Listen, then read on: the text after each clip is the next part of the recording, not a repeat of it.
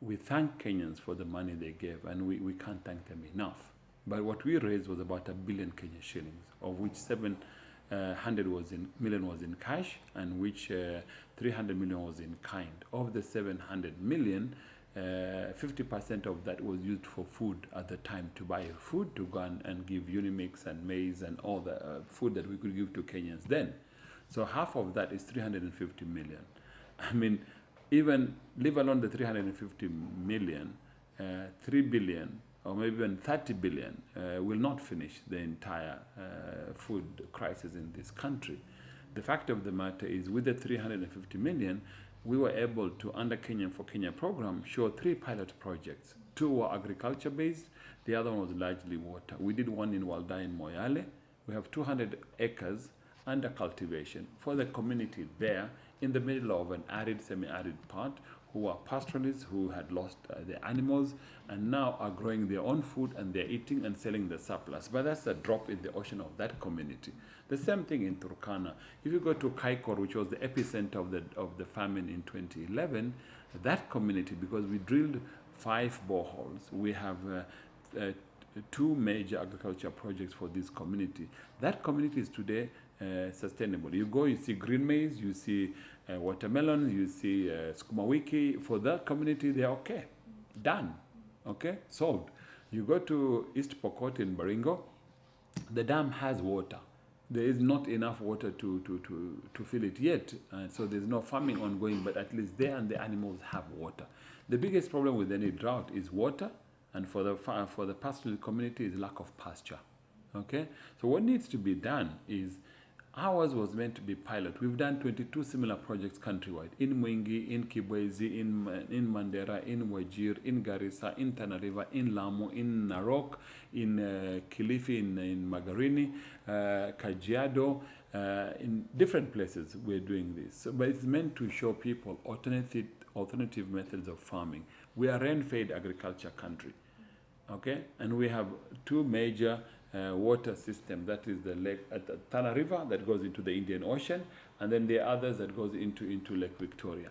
What we need to do is massive catchment of this water. We get good rains. In spite of the so-called failure of the rains, we still have a lot of water into the Indian Ocean, or water into Lake Victoria, or water disappearing underground. As a country and as a nation, we should stop talking.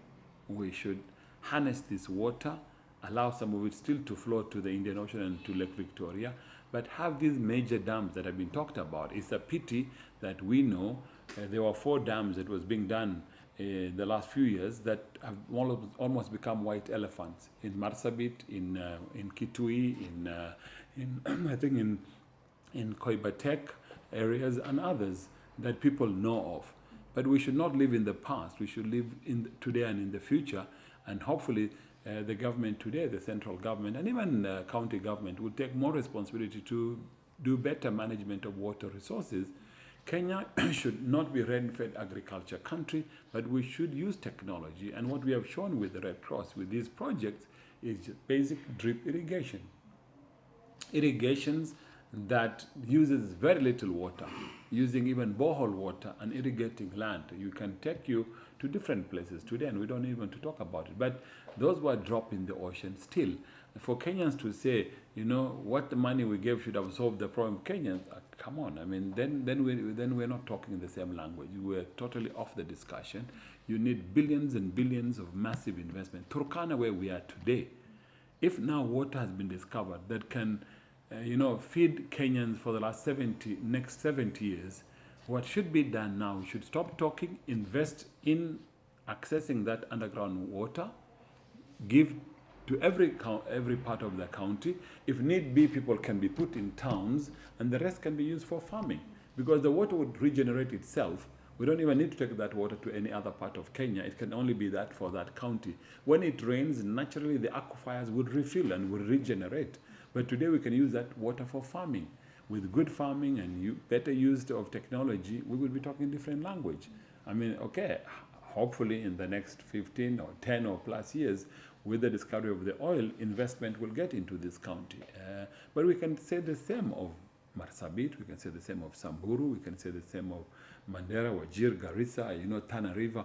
People have been on food aid for 30 plus years. It sickens me to talk about this. People who are endowed with natural resources, fertile, virgin land on River Tana River, people living from, Mwingi or Tharakandi all the way to Kipini. None of those guys on the other side of the river of the northeastern and on this side of the eastern Kenya and coast Kenya, no one should be on food aid. I personally believe that the arid and semi-arid parts of Kenya, with good management, they can not only be food self-sufficient, they can feed the rest of the country. And our traditional grain reserves, or the bread basket of this country, of the Rift Valley and Central and other regions that are green, they could export whatever they are growing today. Okay? But now with the devolved government, hopefully there can be better collaboration. And the challenge would be for Turkana County Governor Nanok and his management to start investing in food security projects in their county as a priority, in addition to educating their own citizens. I mean, that's the only way we can overcome these issues. And maybe just, is the problem also the people? Are they refusing to move from pastoralism? Is pastoralism sustainable, first of all? I believe it is sustainable, and I don't think it's people refusing. It's been their way of life, and we need pastoralism in this country, but we need it to be better regulated and better managed. This is the challenge, okay? I mean, we need animals, but today, the animals don't even have value. When you talk to people, they tell you in South Africa, their cows there, produce about 75 liters of milk a day because of the way they're taken care of, whether it's crossbreeding or whatever you do.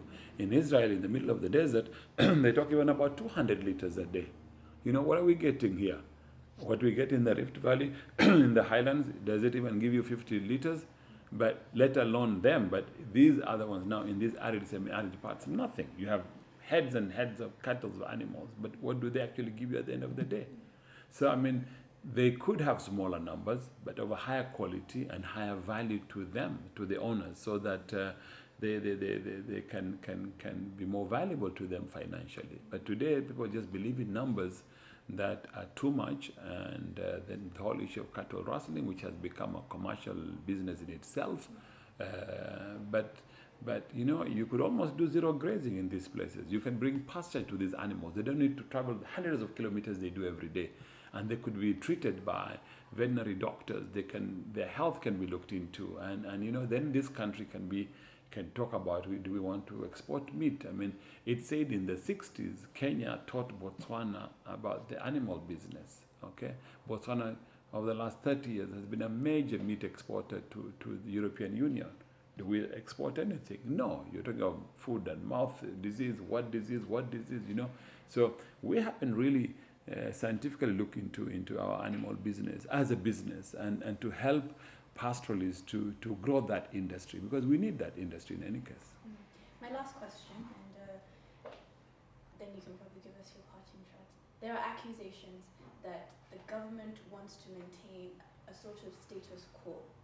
You take care of Northeastern, it's off our mind, it's not a headache for the government, so let the NGOs take care of it. And on the flip side, there are those who say that the NGOs want to sustain themselves by, making, places like Turkana and other drought-prone areas or other needy areas very dependent on donor funding and donor aid. Well, if you ask me, and I think the government is trying to work hard on this whole issue of the NGO and humanitarian organization, I think the issue can be better managed and better controlled. Sometimes it's very good you take these extreme drastic measures that makes you unpopular, but so be it if it is for the good of the country. I have been in this aid industry now for about 40 years, okay? And certainly I see that many a times there is a loss of focus or direction, okay? And I can say, yes, I've had this allegation that we want to sustain ourselves in these jobs. We've been doing food distribution to some communities 30 years, 40 years.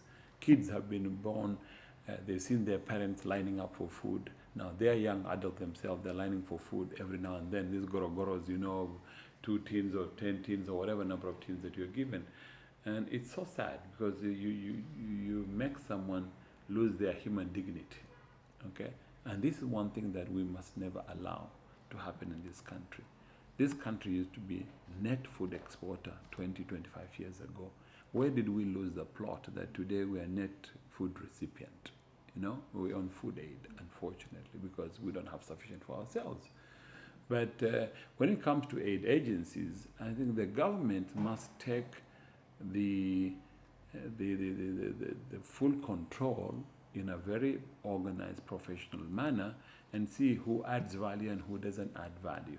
I give you an example of the refugee camps in Dadaab. We've had Somali refugees in this country for close to 25 years. And they're out in Dadaab. You go to Dadaab, every 2 weeks people are given food aid. Okay? Tons of expatriate staff will work there in spite of the insecurity. When the refugees leave, you'd wonder what you have to show. You would find barren lands. It was already arid, to some extent semi-arid before they came, but even the little vegetation that was there is now totally depleted. Yet they are sitting on aquifers of water, fresh water, that you drill boreholes, because those are now drinking water from boreholes for all the work. What could have been done is to say, as a policy, if the government had its own policy, to say to the UN and international donor agencies and governments, we are going to create a town here, and we are not going to have people on food aid. We are going to provide water, and you, the UN and others, would help to drill this water. Okay, we'll put an infrastructure. Each refugee would be given 5 acres. You're given seeds and tools. In 1 year, you're on your own. You're not on food aid. We want this place to grow economically. But once they move out tomorrow, as they are now being pushed to move out, it will be just another totally forgotten place with nothing to show.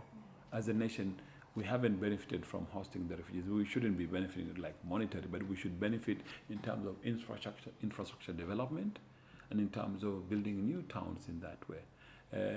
Example was done of similar thing in the 80s in Zambia, of the Mozambican refugees, where the then president of Zambia, President Kenneth Kaunda, said, these are my brothers. They may be Mozambicans, but they're African brothers and sisters of mine. I'm not going to make them lose their dignity. They're going to be given, each of them, 5 acres of land. You, as UN, give them seeds and tools, and in 1 year, I want them to be on their 2 feet, and not on food aid. Sorry about this. So this could have been done there too.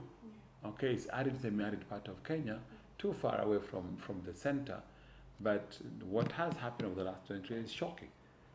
Patients would be taken. There was no proper hospital built there. Even Kenyans in there couldn't access proper health facility.